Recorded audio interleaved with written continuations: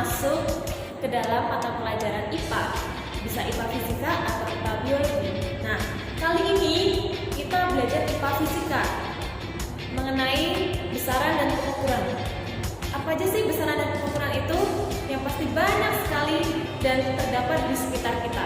Jadi, yuk kita belajar besaran dan pengukuran bersama Bu Frada.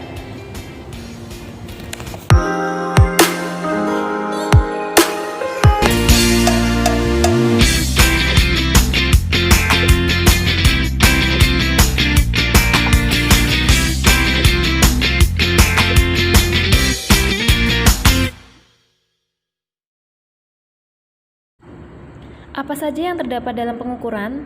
Yaitu terbagi menjadi pengertian, besaran, sistem internasional, dan alat ukur. Besaran sendiri terbagi menjadi dua, yaitu besaran pokok dan turunan. Di dalam alat ukur, nanti terdapat alat ukur panjang, massa, waktu, dan suhu. Alat ukur panjang, contohnya ada mistar, jangka sorong, mikrometer, skrup. Sedangkan alat ukur massa, neraca, waktu, jam arloji, stopwatch, dan suhu adalah termometer. Besaran adalah sesuatu yang dapat diukur dan dinyatakan dengan nilai atau angka, serta memiliki satuan. Besaran dibagi menjadi dua, yaitu besaran pokok dan besaran turunan. Besaran pokok adalah besaran yang satuannya telah ditetapkan atau dibakukan untuk digunakan sebagai dasar dalam menentukan satuan-satuan pada besaran lainnya. Sedangkan besaran turunan adalah besaran yang diperoleh dari hasil perkalian dan atau pembagian besaran-besaran pokok.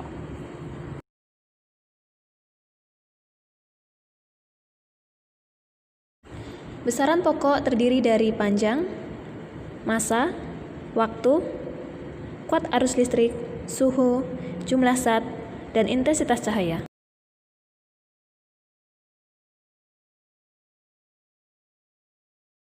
Tabel besaran pokok beserta satuannya. Panjang satuan meter, massa kilogram, waktu second, suhu Kelvin, kuat arus ampere, intensitas cahaya kandela, jumlah zat mol.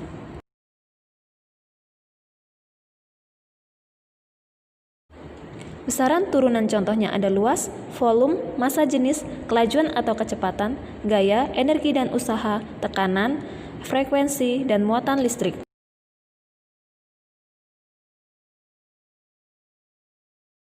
Luas meter persegi, volume meter kubik, kelajuan kecepatan meter per second, massa jenis kilogram per meter kubik, gaya Newton, energi dan usaha joule, daya watt, tekanan pascal, frekuensi hertz, dan muatan listrik coulomb. Awalan-awalan untuk satuan-satuan SI yang sering digunakan. Satuan yang awalnya yukta itu adalah kelipatan 10 pangkat 24 simbolnya Y, sedangkan satuan awalan yukto adalah 10 pangkat min 24, simbolnya Y. Kemudian ada mikro, nano, giga, dan seterusnya.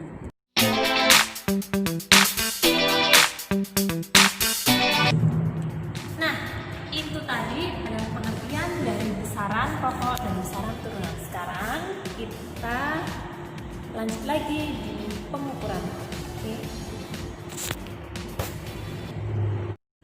Pengertian pengukuran. Pengukuran adalah membandingkan suatu besaran dengan besaran lain yang telah ditetapkan besarannya atau satuannya.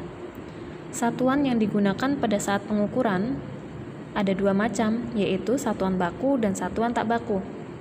Satuan baku contohnya misal kita mengukur meja dengan penggaris dan satuannya adalah meter. Sedangkan kalau satuan tak baku, kalau kita mengukur meja dengan jengkal atau pensil. Nah, salah satu contohnya ini adalah alat ukur untuk mengukur panjang, yaitu sebuah penggaris atau mistar yang biasanya kalian temukan dalam kehidupan sehari-hari. Nah, sekarang Ibu mau coba mengukur buku Bu Frada nih, buku IPA Fisika. Nah, seperti ini contohnya, kita mengukur panjang sebuah benda. Ini bendanya misalnya buku. Ini untuk mengukur panjang satuan baku. Nah, kalau untuk mengukur panjang menggunakan jengkal itu juga bisa, tapi ini satuan yang tidak baku. Jadi ada dua macam, satuan baku dan tidak baku. Oke?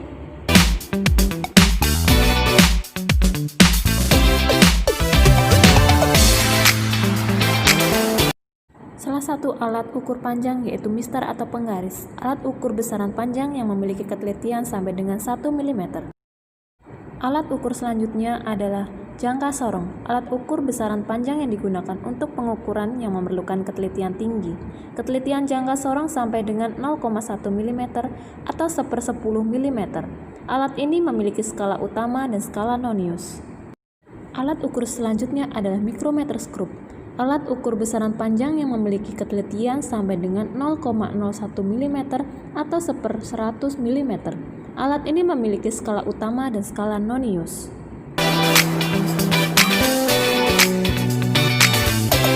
Alat untuk mengukur massa ada neraca 3 lengan, kemudian ada neraca elektronik, dan ada juga neraca 2 lengan. Alat ukur besaran massa yang memiliki ketelitian tinggi ini yaitu 2-4 angka desimal di belakang koma.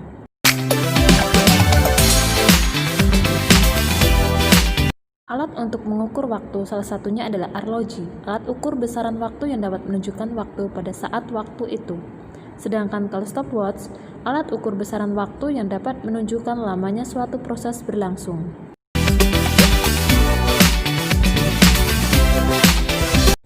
Alat untuk mengukur suhu salah satunya ada termometer raksa dan termometer digital. Alat ukur besaran suhu yang digunakan untuk mengukur suhu berbagai jenis benda.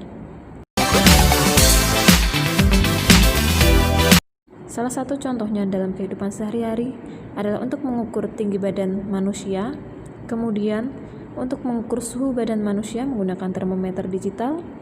Selain alat ukur panjang dan suhu, ada pula alat ukur waktu, yaitu salah satunya adalah jam arloji atau jam dinding.